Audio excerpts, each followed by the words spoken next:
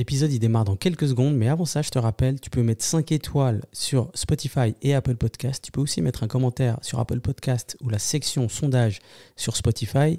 Et finalement, si tu veux me faire un retour sur Instagram, c'est dedicated_podcast. Je te remercie d'avance. Bonne écoute. Peace out. What's up, y'all? You're tuning in to the Dedicated Podcast.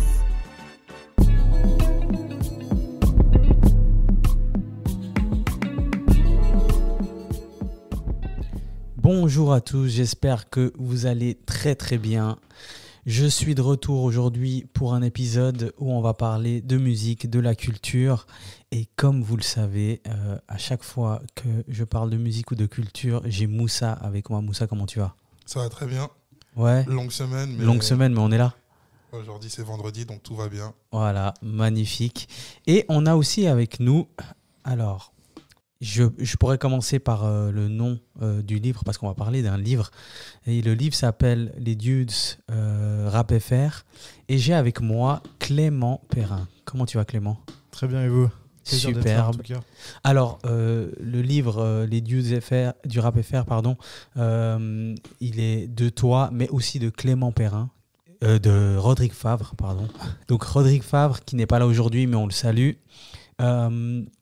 On va commencer gentiment par des petites présentations. Donc, tout le monde connaît déjà Moussa, pour ceux qui ont écouté les épisodes sur Kendrick Lamar, sur le Super Bowl ou encore DJ Mehdi. Moussa, c'est mon gars sûr qui vient à chaque fois qu'on doit parler de musique pour donner son avis. Et aujourd'hui, Clément, tu es notre invité. Donc peut-être, est-ce que tu pourrais nous faire une petite présentation ? D'où est-ce que tu viens ? Qu'est-ce que tu fais dans la vie ? Parce qu'on ne sait jamais, les gens qui écrivent des livres, on ne sait jamais vraiment ce qu'ils font dans la vie. Est-ce qu'ils sont que écrivains ? Est-ce qu'ils font d'autres choses, etc. Peut-être explique-nous en quelques mots. Alors de base, je ne suis pas du tout, on va dire, écrivain, même si j'aime les mots, j'aime les lettres, j'aime écrire, J'aime bien passer par l'écriture, des fois même plus que par la parole. Ouais. Là, c'est mon premier podcast. J'ai eu la chance d'avoir ce talk à Paris où j'ai pu un peu m'échauffer et puis aussi avoir un public. Donc, c'est vrai que c'est un exercice que j'aime quand même bien. Moi, dans la vie, j'ai mon agence de communication, mon studio. On est à Genève depuis 5 ans. On s'occupe beaucoup de tout ce qui est food and beverage. Donc, on crée des marques de boissons, on bosse avec des restaurants, avec des chefs. Ok. J'écris aussi en tant que chroniqueur culinaire depuis 2 ans. Et ça veut dire quoi ? Tu notes des restaurants, tu fais quoi ? Je les note pas, nous on est enfin, tu donnes ton avis. Ouais, c'est ça. Pardon, excuse. Non, mais je comprends tout à fait. C'est vrai que les gens ont l'habitude de mettre des notes sur tout. Mais nous, on a un parti pris qu'on a tendance à ne pas noter, plutôt à donner notre avis, à donner notre ressenti, et plutôt emporter les gens avec nous justement dans un moment de vie au restaurant. Et puis en fait j'ai commencé l'écriture déjà j'ai toujours été assez littéraire, j'ai beaucoup lu dans ma jeunesse. C'est quand je suis parti à Bruxelles pour faire mes études, donc genre de mes 20 à 25 ans j'étais en Belgique, et là c'était ma première expérience dans un média qui s'appelle Beat Chronique. J'ai bossé avec eux, c'était une ASBL, donc ils appellent ça une ASBL, c'est une association comme en Suisse. Et en gros, on était vraiment un média spécialisé musique, culture et art urbain. Et puis c'est là que j'ai écrit mes premiers articles. Je me rappelle à l'époque, j'avais fait mon premier article sur les casseurs flotteurs en 2015. J'avais écrit sur, je me rappelle, l'album Seigneur de l'Homme Pâle. J'écrivais toutes les news un peu liées au rap dans ce magazine. Après, j'ai fait un peu de radio aussi. C'était dans une radio étudiante de mon université à Bruxelles. Puis c'est un pote à moi qui s'appelle Jérémy Lebar, d'ailleurs, que j'ai pas vu depuis presque 10 ans. Et on avait cette radio qui s'appelle Triceraptor. Et tous les jeudis soirs, il y avait soit des sessions où on passait chacun nos coups de cœur et puis on en débattait, on parlait musique. Et on a eu vraiment la chance aussi de faire des sessions freestyle. Et à l'époque, on va dire que l'or du commun n'était pas ce que c'était aujourd'hui, Romo Elvis non plus, la Senamo et la Smala non plus. Et on a eu la chance de les accueillir dans nos toutes petites radios étudiantes. C'est superbe ça. Et à faire des gros freestyles avec eux. Enfin, moi, je freestylais pas, mais en tout cas, on prenait plaisir à les écouter et à passer un moment avec eux. Donc c'est un peu grand passionné de musique, de rap spécialement. Et puis les choses sont toujours faites un peu naturellement jusqu'à arriver à ce livre. Et du coup... Parce que ça, c'est vraiment une question que moi, je me pose régulièrement. Comment est-ce qu'on démarre un livre ? Comment est-ce que tu t'es posé un jour avec Rodrigue et tu t'es dit, OK, on va faire un livre peut-être, ouais, tu peux commencer Ouais. par ça. Après, on va expliquer ce qu'il y a dans le livre. Mhm. Ouais, moi j'aime bien ce côté aussi, un peu ne pas forcer les choses et un peu invoquer parfois le destin sans calculer. Mhm. Donc en fait, Rodrigue, c'est quelqu'un justement avec qui on bossait pas mal avec mon studio. Donc on bossait avec lui sur de la création d'identité. On a fait pas mal de collabs à Genève, notamment Inglewood. On a fait des expos ensemble. Donc on est devenus potes vraiment à travers le travail. Et puis un jour, on était posé chez lui, on discutait. Et là, il me montre son premier essai de livre. Sauf que dans ce premier essai de livre, en fait, chaque page, il y avait un personnage. Donc tu avais Walter White, Cersei Lannister. Sauf qu'il n'y avait pas d'histoire autour de ça, en fait. C'est qu'on tournait les pages, on tombait sur les personnages. C'était une manière plus de montrer son travail Ok. sur ses illustrations, mais il n'y avait pas vraiment de concept. Et du coup, je lui dis, non, mais je lui dis, là, il y a vraiment une idée, en fait. Mhm. Je lui dis, au début, je pense même pas au rap. Je pense même pas forcément à ce que moi, je pourrais apporter à Steve. Je lui dis, mais on pourrait faire l'histoire pour les jeunes. Tu vois, tu as une page avec Jules César, tu as une page avec Napoléon. Et après, on se dit, voilà, on se revoit une deuxième fois, on reprend la discussion. Et naturellement, je lui dis, en fait, je pense que comme on est deux, le plus facile, c'est de commencer à deux. Moi, si je dois écrire sur quelque chose dans la continuité justement de ce que j'aime et puis de ma passion pour le rap, autant faire sur le rap, en fait. Ok. Donc, c'est vraiment parti d'une rencontre. Peut-être qu'un jour, j'aurais pu écrire un livre sur le rap, mais je pense que sans cette rencontre, je sais pas, il n'y aurait pas eu l'occasion, il n'y aurait peut-être pas eu l'axe que j'aurais voulu prendre. Et au final, ça rend un livre en fait assez léger, on ne voulait pas se prendre la tête. Mhm. Le but, c'était vraiment de tourner autour de ces dudes, mettre en avant vraiment des acteurs du rap, des rappeurs, et pas forcément de faire une encyclopédie du rap, ni vraiment une critique. Enfin, Mhm. là, je vois derrière nous, il y a le livre de l'ABCDR du son, tu vois, ça n'a pas du tout cette Ouais, ouais, vocation. Tu totalement. vois, enfin, j'en parlais justement avec Raphaël Dacruz lors du talk, et je disais, eux, ils ont un aspect encyclopédique du rap, presque. Ouais, Enfin, ils ouais. vont prendre un pan du rap et ils vont... Éducatif aussi. C'est ça, éducatif. Alors Ouais. que nous, il y a un côté super ludique. C'est simple à lire aussi. C'est aussi pour réconcilier aussi les jeunes avec la lecture. C'est que nous, on prend notre livre, tu l'ouvres à la page que tu veux, tu peux trouver ton compte, tu peux découvrir un rappeur, tu peux faire un jeu, tomber sur une anecdote. Voilà, je conseille quand même de commencer par la première page pour voir un peu la suite des idées. Mais tu peux vraiment l'ouvrir à la page Mhm. que tu veux et puis juste montrer un peu ton rappeur, Mhm. checker une anecdote. Donc voilà, il y a un côté... On voulait amener un côté léger, un côté ludique en tout cas. Et pour que tout le monde comprenne bien, en quelques mots, les Dudes Rap FR, c'est quoi comme livre? Les Dudes Rap FR, du coup, on a voulu prendre la décennie 2010-2020 du rap. Premièrement, parce que c'est une décennie qui allait parler au plus grand public pour le premier livre. C'est la décennie aussi qui a vu le rap changer avec Spotify, qui a rendu les rappeurs populaires. Et du coup, l'idée, c'est de présenter. C'était très compliqué, on a dû sélectionner. Ça, c'était ma partie en plus. Voilà, Rodrigue, il s'occupe vraiment des illustrations. Ouais. On a conçu ensemble, là, on pourrait mettre un jeu ici, on pourrait mettre une anecdote. Mais la partie recherche, la partie rédaction, c'était vraiment ma partie mon job, c'était ma partie du livre. Et qu'est-ce qu'on disait du coup? Ah ouais, puis du coup, le gros, c'était de sélectionner 30 rappeurs. Ouais. Peut-être déjà, tu as besoin de valider un chiffre. En fait, sinon, tu sais pas où tu vas. Ouais. Donc, t'es là, moi, je trouve 30, c'est un joli chiffre. Tu vois, 50, ça aurait vite fait un livre trop gros. Et puis, en fait, en faisant 50, tu es déjà moins sur une sélection. Ouais. Donc, le but, c'était de commencer avec 30 rappeurs. Chaque rappeur, on rédige une bio. On trouve toujours 2 anecdotes. On présente leurs meilleurs sons. Et on présente leur fiche d'identité. Et en fait, le but, c'est vraiment d'avoir une sorte de... comme un aperçu de chaque rappeur pour que les gens s'intéressent au rappeur et puis aillent diguer ensuite par lui-même et faire son propre avis, en fait. Et chaque rappeur, du coup, a son illustration qui a été donc faite par Rodrigue dans ce... Ouais, c'était vraiment ça le but du livre. Et du moment où vous avez... ce moment-là où tu te dis on tient une idée jusqu'à la sortie du livre. Le livre est sorti en octobre 2024. C'est combien de temps qui s'écoule? Il se passe 4 ans. 4 ans. Hein. 4 ans. Ouais. Après, voilà, c'est pas du 100%. Ouais. Il y a des périodes où on avance moins, il y a des périodes de doute, mais c'est 4 ans depuis de l'idée à la sortie, il y a 4 ans, ouais. Purée.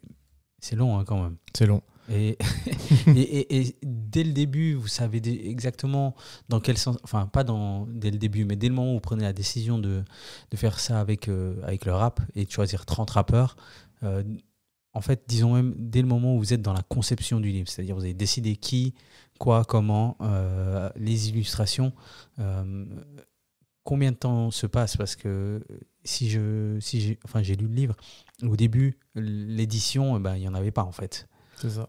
Donc, comment vous avez fait pour vendre votre idée à des maisons d'édition? En fait, on y va mais totalement à l'aveugle. Tu vois, à Genève, voilà, on est quand même une ville internationale, mais on est quand même loin de cette culture, on est loin des maisons d'édition. Tu vois, vous faites ça dans votre chambre à Genève, genre big SO à vous, parce que c'est trop cool de mettre sa pierre à l'édifice, de faire ce qu'on aime. Ouais. Et c'est vrai que des fois, à Genève, on est un peu loin du marché, tout comme les rappeurs genevois. Pour éclore et tout, ça peut être plus compliqué. Ouais. Du coup, en fait, l'idée, ça commence dans l'appart de Rodrigue. Je pense pendant 6 mois, 1 an, c'est plus des discussions, genre qu'est-ce qu'on pourrait mettre sur chaque page. En vrai, après, on a profité du Covid, on se voyait presque toutes les semaines, donc là, on commence à être un peu plus concret. On se voit. Avec Rodrigue, je commence à lui dire vraiment, allez, là, il y a peut-être 10 rappeurs, c'est sûr qu'ils y seront, tu peux commencer à les illustrer. Chaque rappeur, on va avoir...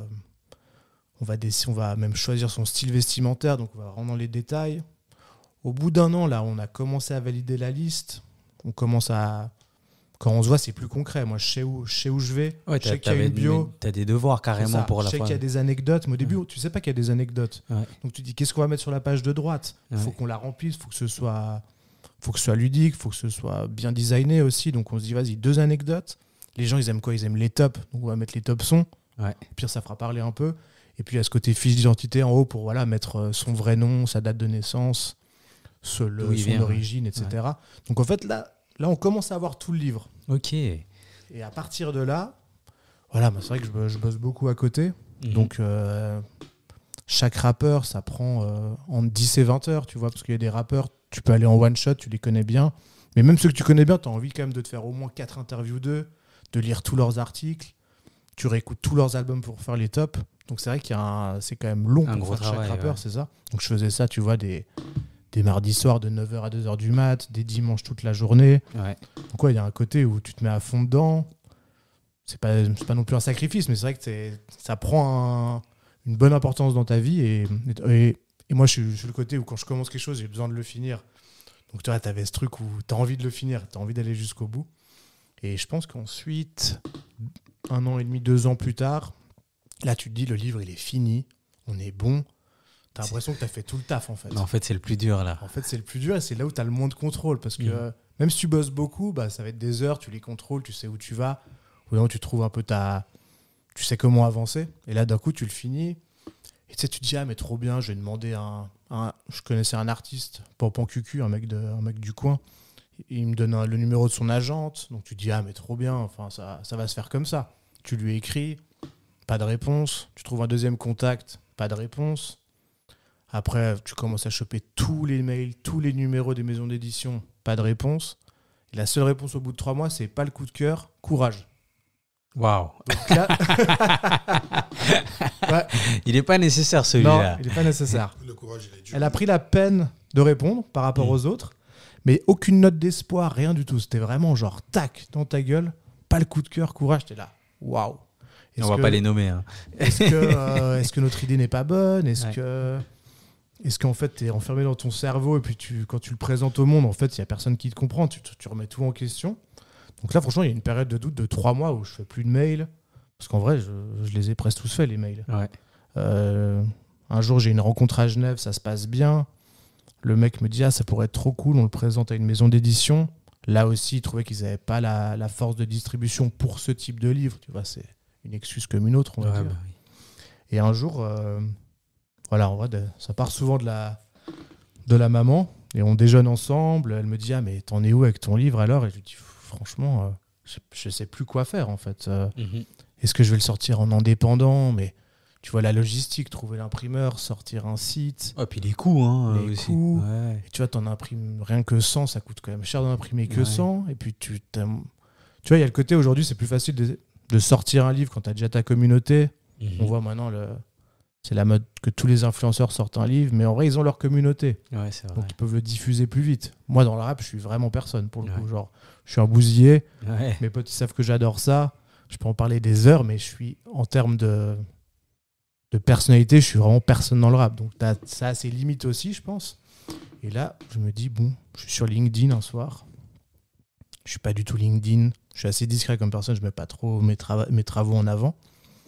Et là, je commence à taper un message en mode qui explique où on en est avec le livre, qu'on a bossé tant d'années, que maintenant on cherche une maison d'édition. Et là, je tag toute l'industrie, toutes les maisons d'édition.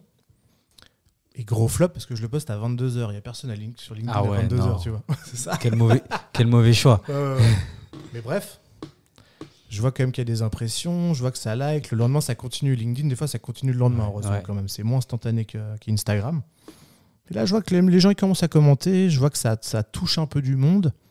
Et là, je vois cette fameuse Wafa Mamesh, qui est vraiment une des girl boss du rap à Paris. Elle a bossé... elle était dans la sauce sur Ocala MTV. Ouais, je me souviens d'elle. Ouais. C'était la manageuse de Medine. Ouais. Pas la manageuse, mais en tout cas, elle bossait dans l'équipe de Medine. Elle a bossé pour Red Bull Music. Et là, elle a lancé sa maison d'édition, je crois, il y a presque 10 ans, même si au début, c'était Voilà, ça a pris du temps. Et là, je la vois qu'elle m'ajoute, en fait. Donc là, je fais, putain, peut-être ça a marché, ce post LinkedIn. Et là, moi, j'ai plus rien à perdre. C'est même pas elle qui m'écrit. Je lui dis, hello, j'imagine que tu es là par rapport à mon post. Elle me dit, ouais, c'est Florian Le Serre du podcast Rap Boss qui m'a envoyé ton post. Ouais, lui, je l'écoute beaucoup. Ouais, franchement, gros taf avec son agence, avec son podcast. Franchement, j'adore ce qu'il fait. Je sais pas si tu connais Moussa, mais en gros, c'est un mec qui a une maison... il fait de la com, je crois, et de l'accompagnement d'artistes. Ouais. Et en fait, il a un podcast où il interviewe uniquement des gens qui sont dans les maisons de disques, qui sont patrons de labels, managers, etc. Et tourneurs, etc. Et il fait du super boulot. Et du coup, elle me dit, ouais, c'est Florian Le Serre qui m'a envoyé ton post, on pourrait en discuter. Là, t'es comme un gamin, t'es là, putain, enfin, quelqu'un du rap. Tu te dis, peut-être ça a pris du temps, ça a son sens. Tu vois, tu le sors chez Hachette, les gens, ils connaissent pas le rap. Ouais. Là, tu te sens un peu déjà validé un peu par le milieu, tu vois, t'es content. On se parle un peu, les choses prennent toujours un peu de temps. Je crois 2 mois plus tard, je suis en vacances, genre 10 heures décalage horaire, je suis à 2h du mat, j'allais dormir. Là, je vois son message, est-ce que tu pourrais passer à Paris en janvier? Je suis là, ça paraît concret, tu vois. Ouais. Donc, je vais à Paris, je fais genre, ouais, t'inquiète, je passe souvent, alors que j'ai juste fait l'aller-retour dans la journée juste pour faire ce rendez-vous, tu vois. Et là, tout commence, en fait. On rencontre l'équipe, franchement, super bienveillant. Tout le monde a trouvé du potentiel, donc on commence à discuter. Et puis là, à partir de là, c'est là où vraiment ça devient concret. Donc on choisit... Quand tu dis janvier, c'est 2023 ? Janvier 2024. 2023, ouais. Ah, 2023. Donc okay. Là, il y a pile... Non, 2024, du coup. 2024, ouais, il y a pile un an. Okay. Ouais, il y a pile un an. Et là, du coup, ça devient plus concret. On commence à regarder la liste des rappeurs. Il y en a qu'on a dû enlever par rapport à des petits soucis judiciaires, etc. Okay. On pourra revenir après dessus si jamais. Exact. On pourra revenir après dessus. Ensuite, on commence à... Tu sais, tu dois remposer tes planches. Nous, on avait un PDF. Tout était vraiment bien déjà designé, mais tu te dis... Il manquait plus qu'à imprimer, en fait. Il manquait plus que justement à remplacer ces rappeurs, ouais. À faire des illustrations, à tout redesigner, à finaliser les jeux, et puis à vraiment poser les 96 pages du livre, quoi. Donc là, voilà, de janvier à juillet, on a fait ça.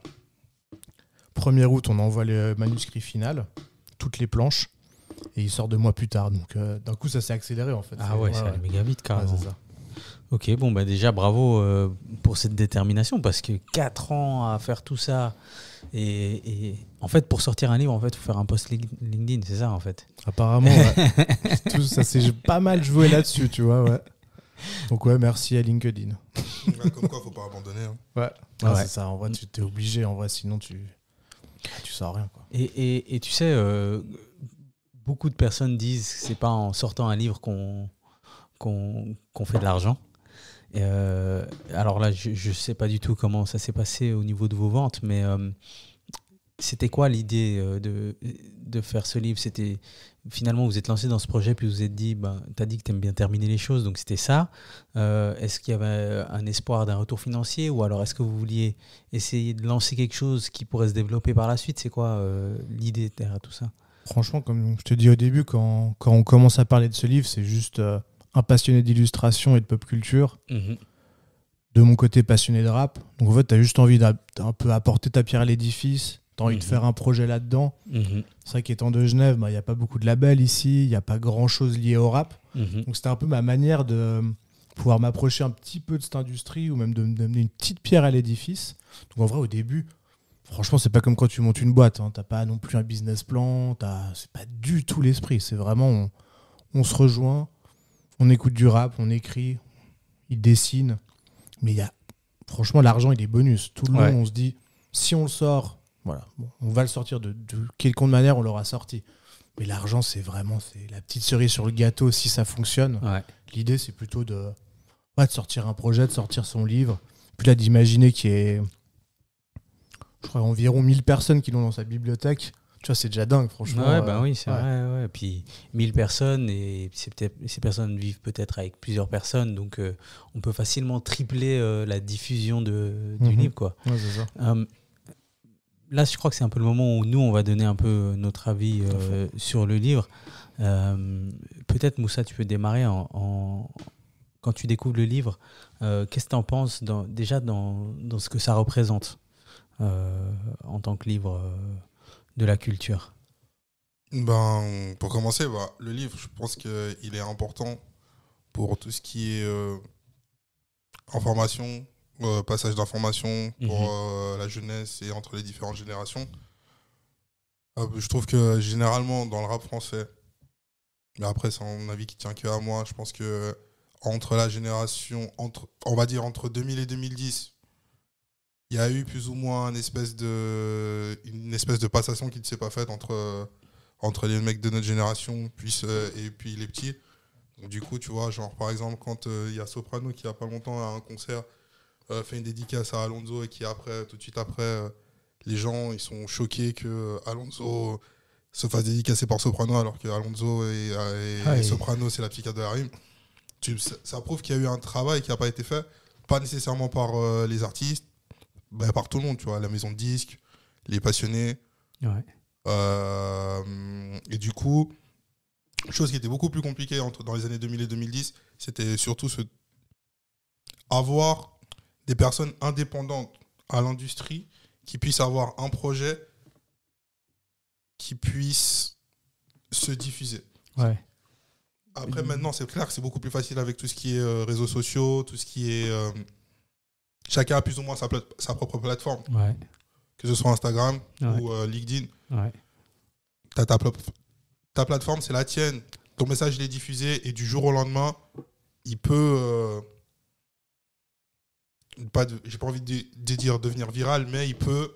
Être diffusé et prendre une proportion énorme. Donc du coup, moi, je pense que déjà... sur ce point-là, c'est super important. Ensuite, je trouve que la structure de livre elle est très intéressante, dans le sens où c'est facile à lire, comme ça a été dit avant, c'est facile à lire, les illustrations elles sont cool, les différents jeux, ça apporte ce côté ludique, interactif. Ouais, il y a des jeux qui fait que même des fois, genre désolé, j'ai pas envie de spoil, hein, mais genre si je dis juste le petit jeu par rapport aux paroles, clairement. Ouais.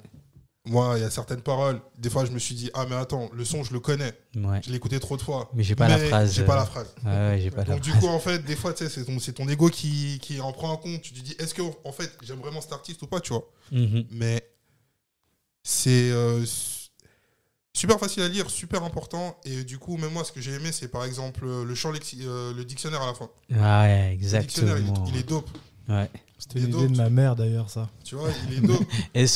SOL. Et puis la maison d'édition, je crois que je les ai pas, j'ai pas dit leur nom, c'est Face Cachée qui nous a fait confiance. Cachée, Par nous pour tous. Ouais, franchement, ils font un boulot monstre, quoi. Au Becherel. Ouais. Tu vois, le Becherel à l'époque. Oui. T'avais ta petite leçon de français, ta petite leçon de grammaire, t'avais un mot que tu comprenais pas, t'allais à la fin dans le champ lexical. Et du coup, je trouve ça trop dope. Tu sais, c'est des petits souvenirs d'école et tout. Et je pense que pour les gens... Ouais, je crois que tu as tout dit. Moi, je crois que dans la période 2000-2010, je recherchais que ça, de la documentation et des livres que je pouvais lire. Et en fait, je crois qu'à part Rap Mag, qui était un magazine, et comment il s'appelait ? T'avais Radical. Radical aussi. Mais après, il ne faut pas oublier qu'on est en Suisse. Ouais. Donc on n'avait pas... T'avais le magazine RAP là, qui faisait espèce de format A3. Ouais. Si je me souviens pas, c'était le format A3. Il y avait Rapper NB aussi. Rapper NB, c'est ça que je voulais Rap dire. Mag. Rap Mag. Groove ou le Move. Groove, ouais. RER. Ouais, mais après, on avait en Suisse, en tout cas, moi, j'avais pas accès à tous les magazines. Moi, j'en ai eu 2-3 peut-être dans ma jeunesse, mais on n'avait pas accès à ça. Ouais. Il y avait sûrement des endroits, hein, mais. Et on consommait la musique pour ce que c'était réellement à l'époque. Exact. On consommait la musique sans rien connaître des artistes. Exact, ouais. Franchement, si tu, je sais pas, mais I.Am, on connaissait rien d'eux, Sniper, enfin, c'était dur de se documenter. Ouais, exact. Ouais. Et du coup, un livre comme celui-ci, en fait, j'ai grave envie de l'offrir à mon petit cousin. Je trouve que c'est le cadeau parfait du daron qui veut quand même participer, tu vois, à ce que son enfant aime, si c'est du rap, etc. Et en fait, comme tu as dit, Moussa, les jeux à l'intérieur, le lexique à la fin, ça permet aussi de déjà permettre aux gens de comprendre vraiment ce que ça veut dire, parce que le mot banger par exemple sur Twitter, il est tous les 3 tweets, mais est-ce que vraiment ils ont compris? Eh ben ça on le sait pas, mais il y a une bonne explication. Franchement, il est ludique, il est facile à lire. Les illustrations, big up Rodrigue, parce qu'elles sont vraiment cool. Énorme. Ça donne, ouais, exactement, ça donne un côté cool, ça donne un côté BD, mais il y a de l'information quand même. Donc, en tout cas, sur ce qu'on a pensé du livre, enfin, de mon côté, c'est très similaire à Moussa. Et je recommande vraiment toutes les personnes qui ont de la famille entre 10 et 15 ans. Franchement, vous pouvez y aller parce que ça va être une mise à jour de ce qui s'est passé de 2010 à 2020. Tu sais, ça me fait penser à quoi, moi, personnellement? Tu sais, ça me fait penser à ce daron, à l'époque, qui a sa bibliothèque avec tous ses vinyles, tous ses trucs, et qui fait écouter soit son petit cousin, soit son neveu, soit ses enfants. Il dit, bah voilà, moi, à mon époque, c'était ça, tu vois. Exact, ouais. Et du coup, chose qui est beaucoup plus simple, parce que... c'est combien, 89 pages? Ouais, environ 96 pages à peu près. Ouais, tu vois. après il y a les illustrations. Et du coup, tu vois, genre c'est assez rapide. Tu peux tomber sur un gars et tu dis, bon voilà, lui, à mon époque, c'est lui qui m'a inspiré de temps à temps, sans pour autant avoir obligatoirement à écouter les albums. Tu as directement les tops, comme ça a été dit. Tu dis, bah vas-y, quand tu as le temps, écoute, tu vois. Et je trouve que c'est super, tu vois. De ouf. Ouais, c'est des introductions, ça fait vraiment des échanges entre les gens. Comme je dis, tu ouvres une page, tu montres un rappeur. Et puis c'est super ludique, quoi. Genre, il y a des gens qui débattent un peu des tops. Ouais, c'est vrai. J'ai même la fille d'un de mes très bons potes qui a genre 2 ans et qui a pris du plaisir. Elle sait pas lire, mais juste à regarder les pages, les personnages, il y en a qu'elle préférait que d'autres. Enfin, il y a un truc où, grâce au travail de Rodrigue sur les illustrations, grâce au côté léger que j'ai voulu un peu amener, ça t'introduit au rap de manière sans prise de tête et accessible, en fait. C'est accessible. Vous avez eu des retours d'artistes, en fait? Alors, franchement, je suis un peu déçu parce que pas directement sur le contenu du livre. On a fait une campagne, quand on est allé à Paris en octobre, on a fait des pay-stubs dans toute la ville des rappeurs. Je sais pas si vous avez vu un peu sur les réseaux. Ouais, j'ai vu sur les réseaux. C'était légal, ça, ou pas? Non, c'est un peu illégal, mais déjà, c'est pas de la peinture, c'est du papier. De toute façon, c'est Paris. Hein. Ouais, c'est Paris. Franchement, Rodrigue, le but, c'était aussi d'amener ce livre dans son univers. Lui, il a toujours fait du pay-stub. Donc, on s'est dit, franchement, pour faire la promo, on monte à Paris, autant en mettre dans toutes les rues de Paris. Donc, on a pesé une 50aine de pay-stubs, des stickers. Et en fait, grâce à ça, on a eu des retours d'artistes. On a été dans la story de Lala Ace, de Dimé, je crois 1 ou 2 autres. Grâce à ça, j'ai même eu des DM avec Oli, le Big Flo Oli. Le mec qui a méga... il a trop kiffé le concept. Mais du coup, ils se sont un peu plus arrêtés au street art, les pay-stop, sans réellement avoir un retour sur le livre, en fait. Bon, bah écoute, c'est après, il est sorti il y a 2 mois. Donc exact, en vrai, c'est peut-être une entrée. En tout cas, c'est une entrée. Ouais, c'est une entrée pour la découverte du livre, quoi. J'espère qu'il arrivera sur une table où ils seront, quoi. Après, ils ont des coms tellement millimétrés, les rappeurs. Tu sais, à l'époque, ils l'auraient... Tu fais une story comme ça. Maintenant, ils effacent leurs posts. Les stories, c'est très calibré. Enfin, il y en a de moins en moins qui sont, on va dire, naturels dans leur story. C'est moins organique, le rap. Beaucoup ça, moins c'est organique. trop professionnalisé. Les gens ont une image, tu vois, genre se montrer...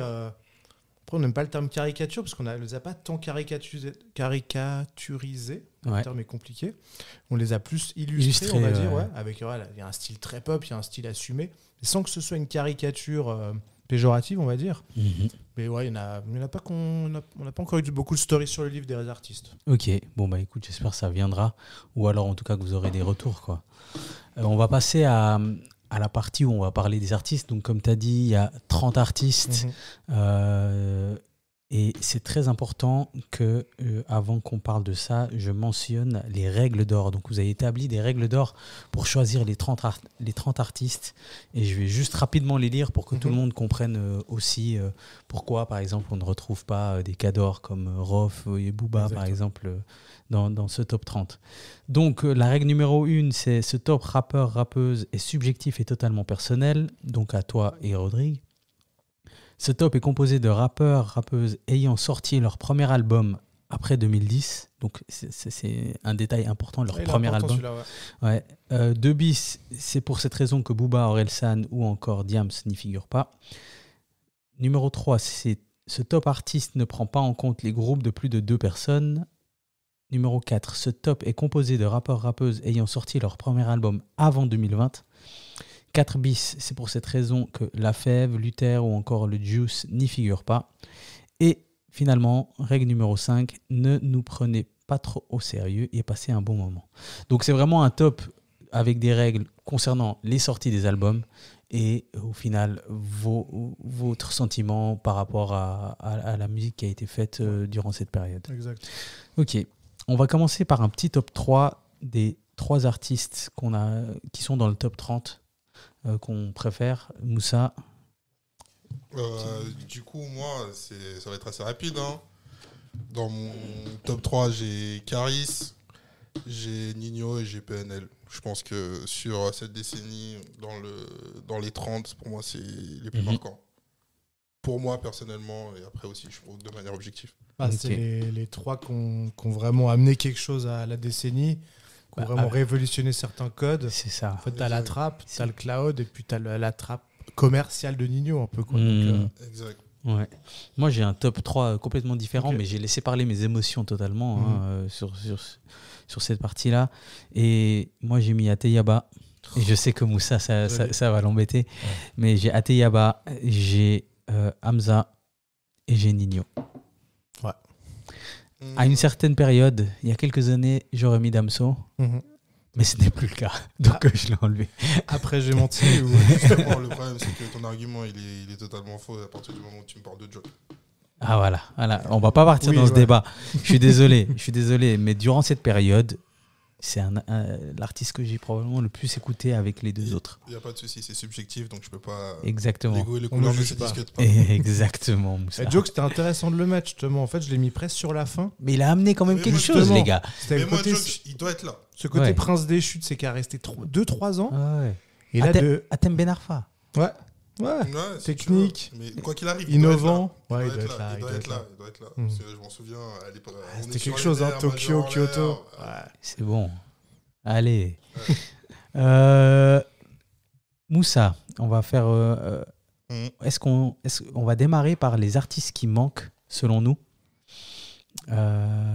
et puis après, peut-être tu pourras nous dire, après coup, si selon toi, si tu le refaisais maintenant, est-ce que tu le changerais ou pas? Parce que je pense que ça a été fait il y a quelques temps déjà. Donc non, je l'ai actualisé vraiment sur la fin. Ah ouais, Ok. Non, je changerais rien, mais moi aussi, j'ai une liste de 20 rappeurs que j'aurais pu mettre en plus. Moi, je suis intéressé de voir un peu, selon vous, lesquels vous auriez ajouté. Et du coup, vous pouvez même me dire pour remplacer lesquels, presque, si ça vous dit. Alors, je vais commencer par une première question. C'est ceux qui sont concernés par la justice. Parce que nous, on a fait une liste et j'aimerais que tu nous dises si la liste suivante des artistes est absente parce qu'ils avaient des affaires en justice. Donc, est-ce que Roméo Elvis, L'Homme Pâle, MHD sont absents à cause de leurs affaires en justice? Seulement un des 3. Ok. Donc MHD, j'imagine. Est-ce que Maes est hors de ça pour la justice ou pas? Non, Maes, c'était que... Moi, je l'ai pas mal écouté, mais je trouve qu'en fait, tu vois, dans ce livre, il y a plusieurs pans du rap. T'as un peu l'ancienne école, t'as un peu les trappeurs, t'as les mecs un peu plus acoustiques à la Luigi, t'as des mecs un peu plus pop. Et puis Maes, en fait, c'était... Franchement, je trouve qu'il a un timbre de voix, il a amené quelque chose au rap.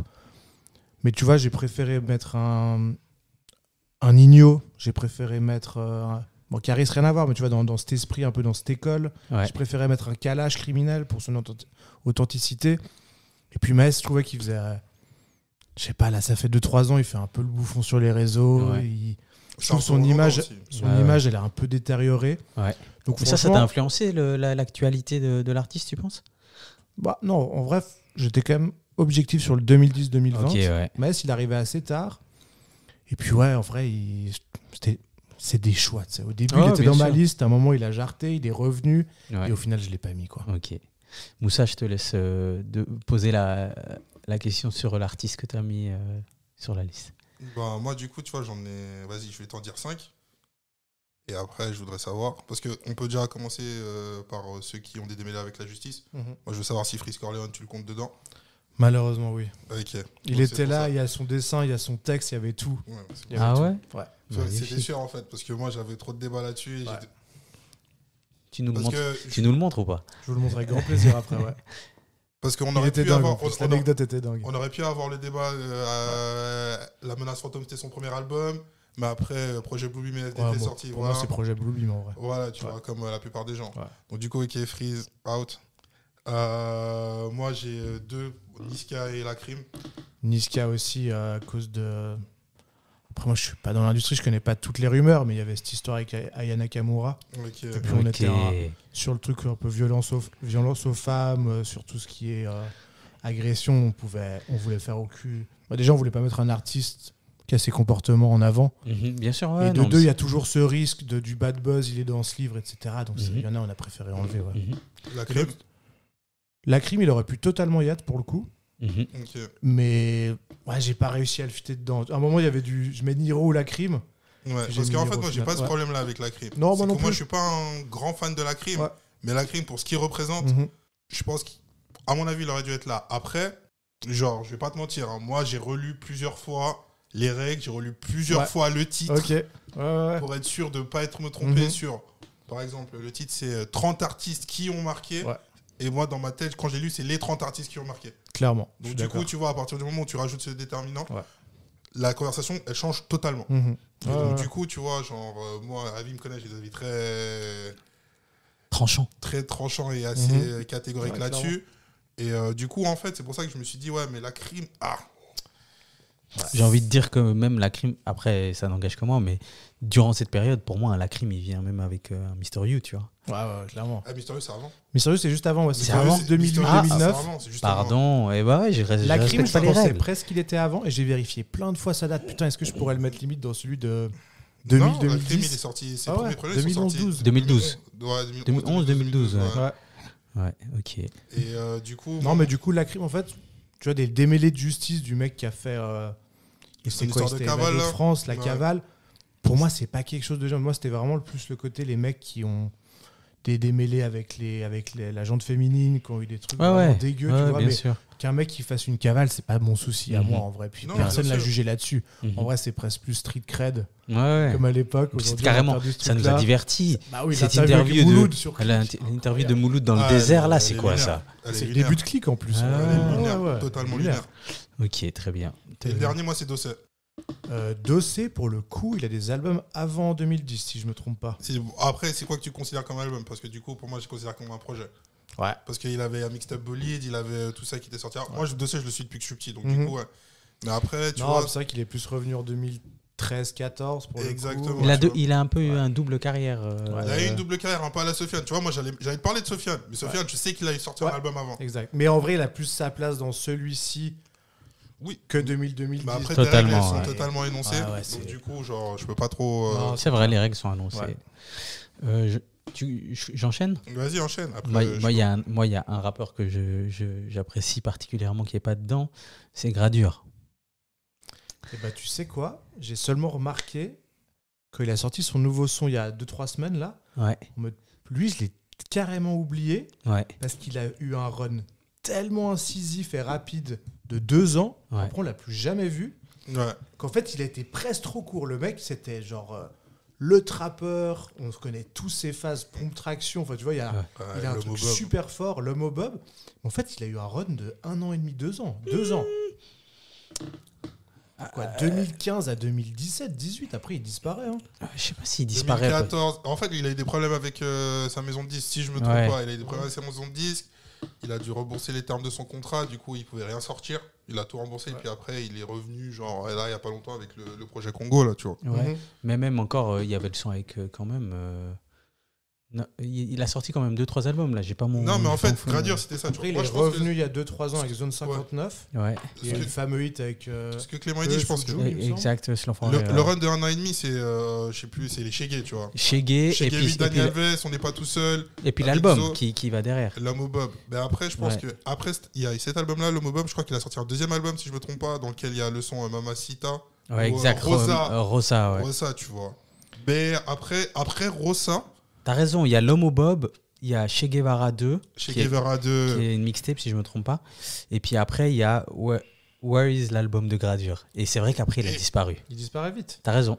Il Mais arrive. un coup Tu de sais, ça barre. me fait penser à quoi? Par exemple, si tu fais un truc dans les années 2000-2010, tu pourras faire la même chose avec Sefiu. Ouais. Totalement. Sefiu après. Sauf si qu'il y avait je moins de regarde rappeurs en face- avant. Ouais, Donc en fait, après, la liste sera moins compliquée si C'est on vrai. fait d'autres décennies. petite parenthèse, moi je savais pas que Sefiu avait sorti son album Oui, je le suis. Mhm. Je l'ai découvert super tard. Et genre, ça m'a trop fait mal au cœur parce que moi je suis un grand fan de Sefiu. Mhm. Après, je vois aussi que vous avez vous êtes dans l'imagerie ricaine, ça se voit aussi. Il n'y a pas d'OC, il n'y a pas Gradure. Ouais, vrai mais que parce moi, que j'ai les eu- autres. Mais parce que Ouais. moi j'ai écouté aussi du rap Mhm. pur et dur des halls, tu vois. Ouais. Mais ils sont dedans, la plupart, tu vois. Ouais, clairement. Donc voilà, mais parce que sinon on peut en parler encore un moment, mais pour moi j'aurais beaucoup aimé voir Kalash, pas Kalash Krimi, mais du coup Kalash. Ah, pour moi, c'est pas du rap en fait. Ah ouais. C'est de l'afro, c'est de la caribéenne. Moi, Mais- j'ai une question là-dessus, mais je vais te laisser finir. Je te laisse finir ton Mais tu vois, moi, Kamoun, il rappe un peu. Après, c'est vrai que je me suis pas trop prise rap. Mhm, C'est parce que j'écoute beaucoup ce côté Ouais. afro, ce côté caribéenne musique. mhm. Mais après, full respect à lui. Mais Ouais. c'est vrai que pour moi, c'est pas un rappeur. Tout Ouais. comme quelqu'un qui dirait. Naza. Il y en a qui m'ont dit, ouais, il n'y a pas NASA, il n'y a pas même Aya Nakamura. Mais pour moi, c'est pas du rap en fait. Mhm. NASA, moi, en fait, moi, c'est par rapport à NASA, tu vois, parce que NASA, je comprends qu'il soit pas dedans. Moi aussi, je l'aurais pas mis dedans. Mais tu sens quand même que de base, NASA, ça reste un rappeur qui s'est vite éloigné sur tout ce qui est afro-chant, Ouais, comme à peu près Franglish. Mhm. ouais. Et du coup, quand on lit le livre, par exemple, si on prend la description de Luigi, Ouais. Luigi, totalement sa place dedans. Mais pour moi, c'est vrai que, genre, moi, Luigi, je suis allé à plusieurs de ses concerts, tout ça. Si c'est pas Beaucoup Foufoune de chants. Palace, Mhm. Luigi, il chante. Ouais, Tu vois ce que clairement. je veux dire? Donc, Ouais. du coup, c'est juste. Ouais, ouais. Après, c'est juste une question de forme. Ouais, je suis d'accord. Ouais, il chante beaucoup. Mais Luigi, on l'a connu. Mais il a quand même plus beaucoup avec le rappé rap. aussi, Ouais, il a ouais. Non, il a en beaucoup fait. rappé. Ouais, c'est il a ça. beaucoup Il a rappé. énormément rappé. Et en tu fait, vois. c'était pour montrer aussi comment les rappeurs aussi ont transformé leur art, ont popisé un peu ce qu'ils faisaient. Mhm. Et du coup, je trouvais intéressant à travers un Luigi de parler de ce parcours. En fait, le mec sort presque du rap. Mhm. Après, il aura toujours une étiquette de rappeur dans les Mhm. médias. Enfin, les gens, c'est un peu un fourre-tout, tu Mhm. vois, le rap maintenant. C'est vrai. Mais NASA, tu vois, il a pas eu cette étiquette de rappeur. Il y a pas longtemps, il a sorti un son, il rappe putain de bien par contre. Parce qu'en Mhm. vrai, ces mecs, ils ont commencé avec le rap. Bien sûr. Ouais, ouais. ils ont c'est pas juste des commencé avec le ambianceurs, chant. maintenant. Ah ouais. Et puis, il a tout compris en vrai. Ouais, totalement. Il fait bouger tout le monde, il fait danser tout le monde, mais voilà. Et puis dans la liste, je vais citer l'un après l'autre, mais on avait noté encore donc Gims, parce qu'il y a le Fa. Du coup, on s'est dit Gims quand même. Kobalade, donc comme on avait mentionné, Romeo Elvis, Lompal. On a mis Leto, Sadek, Eus l'Enfoiré et Jaja et Dinaz. Bah, en gros, Leto, il aurait pu venir, mais ça reste un mec. Nino. Ça reste un mec des feats, ça reste un mec qui a pas des gros albums solo non plus. Il y a toujours 2-3 fulgurances. Mais pour moi, sur un album entier, il tient pas la cadence. Qui d'autre vous avez dit bah non, franchement, Lompal, Romeo Elvis, c'est aussi par rapport à leurs soucis. Ouais. Moi, je suis un énorme fan. Bah, Romeo Elvis, je l'ai vu, il est venu à ma radio, Bruxelles, comme je vous ai dit. Ouais. J'ai vécu là-bas, donc j'adorais. Même si ces derniers projets, ça devient un peu niais, je trouve, Mhm. et un peu enfantin, tu vois. Alors que Lompal, c'est un peu à la Luigi. Mhm. En fait, quand j'ai L'Homme Pâle, j'aurais adoré le mettre parce que c'est un des premiers mecs que j'ai écouté. J'ai adoré ce qu'il a fait avec Janine et là, plus récemment, même avec. Je sais plus le titre de l'album, mais son dernier album, là. Mhm. Donc lui, il aurait dû être dedans, mais c'est à cause de ces histoires qu'on l'a enlevé. Ok, ouais. Puis du coup, Sadek et... T'as oublié Kobalade.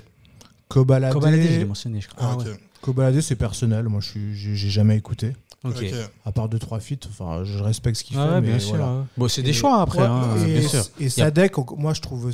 J'ai 3-4 sons que j'adore. Petit Prince. Il y a des sons, vraiment, je me suis buté. Mais encore une fois, lui, je trouve qu'il a jamais sorti un bon album non plus. Ouais. Sur la durée, il se perd un peu.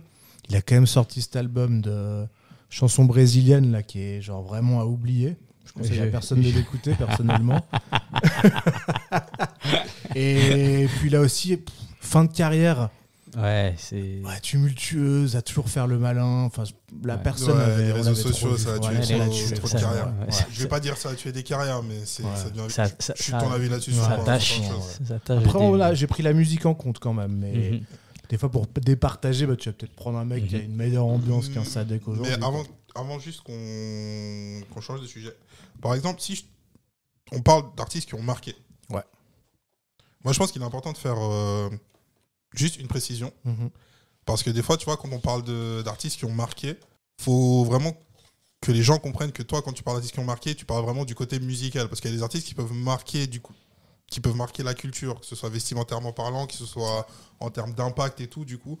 Ça peut prêter à confusion, tu vois. Par exemple, moi, si je mets Leto, il a quand même eu ce petit swag, ce petit truc qui arrivait, ce petit côté, cette petite personnalité attachante sur les réseaux, tu vois, tu rigoles, tu fais que rire. Donc, du coup, ça apporte un plus. Mhm. Pas nécessairement un truc qui peut transcender. J'ai pas envie de dire qu'il peut transcender la musique, parce que la musique, ça reste quand même le point principal. Mais tu peux faire abstraction du truc parce que ça devient une personnalité. Je fais une petite comparaison Perso. pas personnelle, mais par rapport aux États-Unis. Si on parle d'un Soulja Boy Ouais, ou si on parle d'un Chief Keef, exactement. c'est pas des mecs qui ont des projets trucs, mais Ouais. les Ils ont gars, marqué. ils ont marqué. Ouais, tu ils ont vois. lancé des tendances. Donc, du coup, tu vois, je pense que c'est quand même important de préciser que dans Choix. dans votre choix des 30 artistes qui ont marqué, La musique. la musique reste quand même Elle reste, ça reste la le chose centre. principale. Ouais. Atypique, moi, tu m'as dit que tu es dans ton top 3 avec Caris. Moi, Caris, j'aurais presque pu ne pas le mettre en vrai. Ça m'aurait pas gêné. Mais c'est Mais, juste que Renard, pour moi, il est trop mais important. en fait, je suis obligé de mettre, quand je mets le terme marquer la décennie, il n'y a pas un album qui a plus marqué la décennie que Or Noir. Donc en fait, Je Caris, suis d'accord avec toi. je suis obligé de le mettre.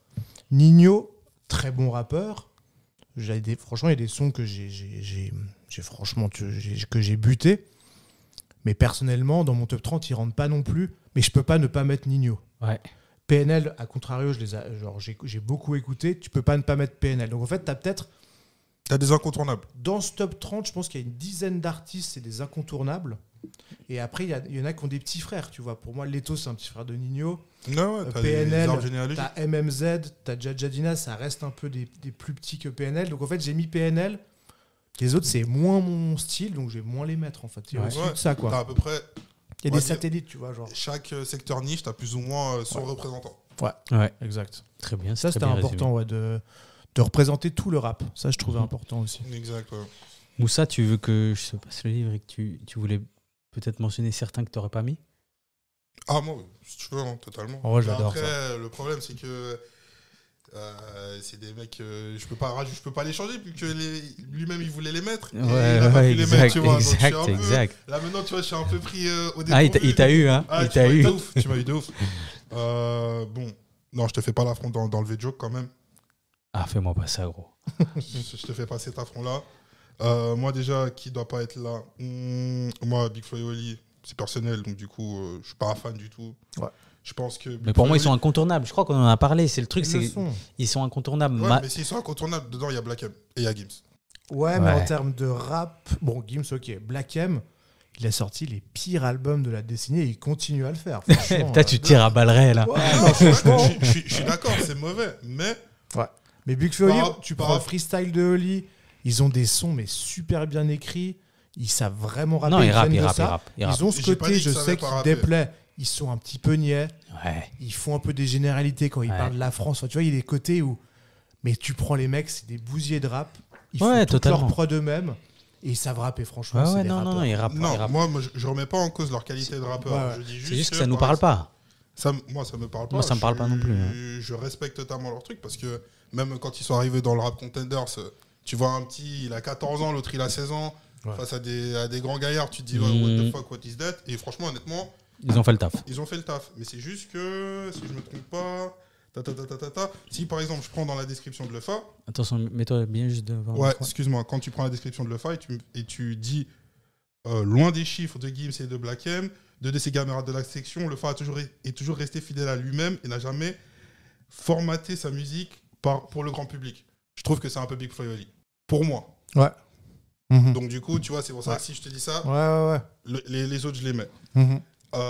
Ensuite, Après, c'est dur toujours d'avoir une ligne que tu respectes sur C'est chaque dur, artiste. chaud, ouais. c'est subjectif. Ah ouais. Sinon, tu fais un tableau Excel, Ah oui. puis tu donnes des notes, et puis tu dis, bon, bah. Mais je suis d'accord que le tu vois. dernier album Big Flo et Oli avec Julien Doré, Michel Sardou, c'est plus un album de rap, mais il est hors de la décennie. Ouais. Voilà, Donc en tu fait, vois. ils arrivent fort avec le clip avec Orelsan, le clip avec Doncha Ouais. et puis ça rappe bien. Il y a le clip Monsieur Tout le Monde avec Ken Kojandi. Franchement, je trouve que c'est un beau clip et Ouais, c'est un vrai. storytelling. Moi, je suis Après- très storytelling. Donc en fait, Ouais. ils m'ont fait Ok, kiffer sur ouais, je vois certains ce que tu sons veux Big dire. Flo et Oli. Après, Moi, c'est je- subjectif, tu vois. Donc, du coup, moi, j'ai aucun problème là-dessus. Ouais. Vite fait, je termine. Il y avait qui d'autre? Moi, j'aurais pas mis Dean Burbigo. Moi. Ok. Moi non plus, j'aurais pas mis Dean et Jazzy. Mhm. Ouais. Parce que pour moi, il y a déjà Nekfeu. Et il y a déjà. Il y a Gizmo. Bon, Gizmo. Gizmo, il, pour moi, t'es il obligé est pas. de le Il est pas. mettre. Non, mais dans le Gizmo, t'es sens. obligé de le mettre. Non, ce que je voulais dire, c'est qu'il est pas. Il a fait partie de l'entourage ou Il pas a fait partie très, de l'entourage, très, ouais. très peu de temps. 1 hein. ou 2 ans sur les Ouais, exact. freestyles, Ouais. Ouais. Mais pour moi, Gizmo et Nekfeu, comme tu as dit tout à l'heure avec les petits frères, pour moi, c'était. Là, franchement, je suis d'accord parce que si je mets Nekfeu, je peux ne pas mettre Dean. Ouais. Alpha One, c'est hors catégorie. Ouais, tu ouais. vois, Ah non, tu lui, mets- tu- voilà. non, t'as oublié. Là, tu le mets mais pas. Même moi, j'ai Jazzy, des en problèmes avec fait, des potes. Jazzy, 64 mesures de spin, c'est genre ma Madeleine de Proust, c'est l'année de mon bac. Enfin, il y a un côté Ok, où ouais. tout le P, c'est trop fort pour moi. Tu Ouais, vois, ouais. genre. Bah, Non, Dean, et c'est là ouais, les émotions qui ont Ouais. parlé. Dean, il aurait pu être en vrai méga kicker, mais il est presque meilleur sur la fin de la décennie qu'avec ses albums Grand Cru, Inception, qui n'étaient pas non plus. Mhm. Mais je sais pas, il y avait un kiff que quand il rappe, il kick trop bien, Dean Burbigo, Mhm. quoi. Ouais. C'est Non, vrai que- Big Dim, il a son truc. En fait, de toute façon, quoi qu'il arrive, chaque rappeur de cette liste, Ils sont Ah, forts. ils sont forts, Oui. ils ont Ouais. leur univers, et c'est ça qui est super intéressant, et c'est que ça touche des gens de tout âge, des gens de tout horizon, de toute culture. Donc c'est pour ça que la conversation elle est Ouais. intéressante et que le débat il est ouvert. Comme un top 30 ballon d'or. Je Aïe, veux aïe, dire, aïe. tous Ouais. les 30 joueurs, ils sont Exact. superbes. Mais quand il faut faire un classement ou quand. Ils ont tous C'est- des c'est techniques compliqué. différentes, Exact, ouais. des postes différents presque, tu vois. Enfin, Mhm. c'est... Moi là on parlait de Jazzy, je vais juste parler d'un truc qui était aussi écrit dans le livre. Bon, j'ai pas envie trop de détailler ce qui est écrit Vas-y. dans le livre, excuse-moi. Non, Mais c'est le but, hein, si ça peut donner envie. c'est subjectif, Ok, mais vas-y. quand tu dis que 64 mesures de spin c'est un classique du rap français, c'est là où toi et moi Il y a fight. Il y a une divergence. Ouais. Alors que 64 mesures de spin, pour moi, Il est de c'est qui un juste pour, putain de son. Excuse-moi. pour que c'est- les gens comprennent. C'est 64 mesures de spin, c'est un son de Jazzy Bass Ok. que moi j'ai découvert, je pense, il y a 10 ans, dans mon quartier. Mhm. Non, même pas. J'étais à Paris, c'est un pote, j'étais chez lui. Il a mis ça et en fait, moi, je me souvenais de Freddie Gibbs, le son Ghetto, parce qu'en fait, c'est la même instru qui est tiré de Milk Way, Keep It Real. Mhm. Et genre, pour moi, c'est une instru qui est incroyable. Et genre, il y a que ceux qui savent rapper qui peuvent rapper là-dessus. tu Ouais, vois. c'est vrai. Et donc, du coup, pour le coup, tu sais, genre, Jazzy Bass, il zozote. Ouais. Mais genre, moi, je trouve pas ça gênant. Ouais. Mais comme elle a dit Clément, le texte, tu le regardes, tu le lis, tu le comprends. C'est une folie. Ouais. Mais pour moi, c'est pas un classique de rap français. Mhm. C'est juste ça, mon truc. Bah, après, si les classiques du rap français étaient uniquement basés sur le texte et sur le beat, il y en aurait des centaines et des centaines. Il y a aussi une temporalité, un contexte. Tu vois, il y a plusieurs choses qui construisent un classique, la personnalité de l'artiste. Donc voilà, ouais. Mais c'est vrai que je me souviens que tu m'avais parlé de cette divergence. Ouais, tu vois, après, c'est forcément, tu vois, c'est comme on a dit tout à l'heure. Le terme classique, Ouais. Il est compliqué, Pour le moi, classique. il est compliqué. Il est Moi, très la compliqué. plus grande source de discorde. C'est comme banger. Un classique, Tu c'est un vois, son que tu non. peux écouter tous Banger les ans. Ouais. Banger, pour moi, c'est beaucoup plus Ouais. facile à Oui. savoir qu'un son est un banger qu'un son est un classique. Non, mais bien Un sûr. banger, Mais... il peut banger que 2 mois.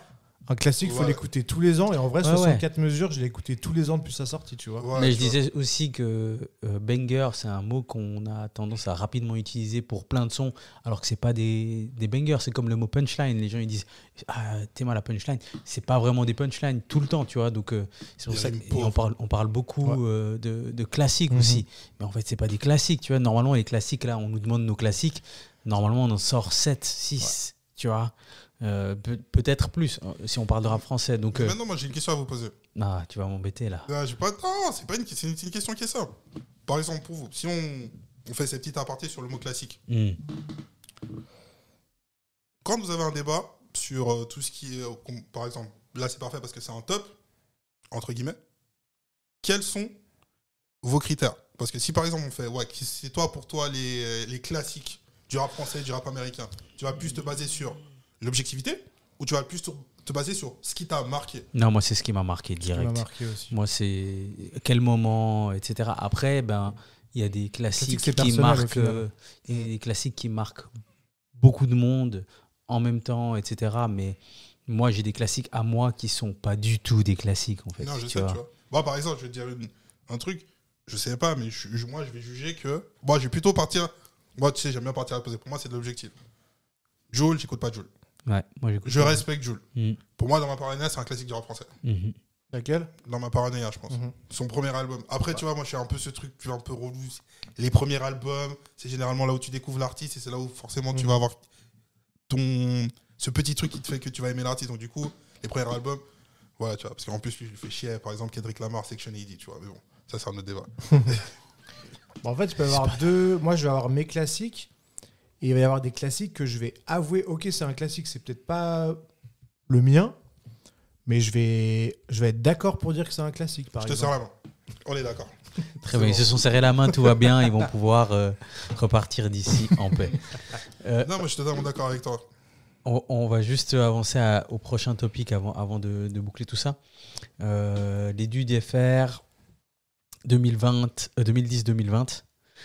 Est-ce qu'il y a une suite? Est-ce qu'il y a un 2020-2030 ou 2025? Est-ce qu'il y a un 2000-2010? L'idée, c'était clairement de commencer. Au final, on l'a pas nommé tome 3, mais j'aimais bien cette idée de commencer par le tome 3. Tu vois, le tome 1, ça pourrait être 80-90, parce que tu vois, il n'y avait pas assez de monde de 80 à 89 et 90 à 99. Donc, tome 1, ça pourrait être 80-90, où là, on verrait des AKH, on verrait Beaucoup de noms qu'on connaît des pas. Oxy, Ouais. on verrait même des mecs comme le Rat, des Dunchoa. Pas Booba. Enfin, beaucoup de monde. Lunatic. Booba, Lunatic, mais pas Booba, Booba. c'était Ouais, avant, sur la non. fin, c'est les années- Et du coup, on verrait Lunatic, vu que c'est des groupes de deux, il y Ouais, aurait exact, Lunatic ouais. dedans. Il y aurait les X-Men, tu vois, Cassidy, Hill. Enfin, on peut aller loin. Et ça, Ouais. ça serait. Après, l'info est plus dure à diguer. Ouais. Là, j'ai eu de la Ah, chance lui, parce c'est que. un- Bon, t'as déjà de la documentation qui est faite. Ouais. Tu vois. Ouais. Avant, tu parlais du livre de la Ouais, du son. c'est Là, clair. t'as un On dictionnaire. peut aller diguer. Mais c'est vrai que là, avec cette décennie, tout YouTube, j'ai mis le SO à la fin. En fait, t'as Bouscapé, t'as Interlude, t'as Rap Elite. Enfin, t'as beaucoup d'infos sur cette décennie, alors que les autres, c'est plus compliqué. Après, 2000-2010, ça serait incroyable avec des cyniques, Ouais, c'est vrai. des snipers, tu vois, Tunisiano, Diams, Mhm. Kazé, enfin voilà. Booba, c'est des décennies, etc. Booba, Ouais, Rof, etc. Rof, hein. Orelsan. Ouais. ouais. Nesbill, tu vois, en fait. Nesbill, ouais. Kennedy. Et puis, l'autre, ce qui est cool, c'est qu'on a encore 5 ans pour. Exact. Hein. Après, il y a 2020-2030, tu vois, avec. En Suisse, on en aurait 2 cette fois en plus, je pense, au moins. Mhm. Ouais, alors, Parce que là, dans ce livre-là, il y a Dimé Il y a 10 qui, 000. qui est là pour représenter la Suisse. Ouais. C'était important de mettre un Suisse. Ouais. Et je trouve que Dimé, il a vraiment fait le pont entre Paris et Genève une période. Mhm. Il a quand même ses connexions avec 1995, avec L'Homme Pâle. Ouais. Il a été partout. Dimé, c'était un hyperactif du rap. Moi, je l'ai connu, il freestylait devant l'usine. Je connaissais des mecs qui produisaient pour lui. Enfin, il y a un côté où on a toujours vu Dimé à Genève. Il a quand même lancé un vent de fraîcheur cette décennie. Il a mis en avant ses potes avec l'Extreme Tour. Il a vraiment fédéré. Je trouve Dimé qu'il est important pour le rap genevois, qui a pu s'exporter quand même à Paris une période. Ouais. Très bien. Écoute, on vous souhaite à toi, Rodrigue, et toutes les personnes qui travaillent avec vous, plein de succès. J'espère que ça va pouvoir se faire. J'espère qu'il y a d'autres tomes qui vont pouvoir se faire. J'espère qu'on sera là pour peut-être en parler. Avant qu'on boucle, je sais pas, Moussa, il y avait quelque chose encore que tu voulais ajouter? T'es all good? Non, moi je suis good. T'as pu transmettre tout ce qu'il y avait sur... Juste une dernière question sur un artiste, mais c'est pas nécessaire. Allez, lance. Ton avis sur Sneezy West? Parce qu'en fait, il y a beaucoup de gens de l'entourage, mais c'est vrai que Sneezy West, il est pas dedans. Sneezy était pas dans l'entourage? Ouais, mais je vois ce que tu veux dire. 995, pardon. Ouais, alors, en fait, je prends c'est jamais clair leur histoire, il y avait trop de groupes.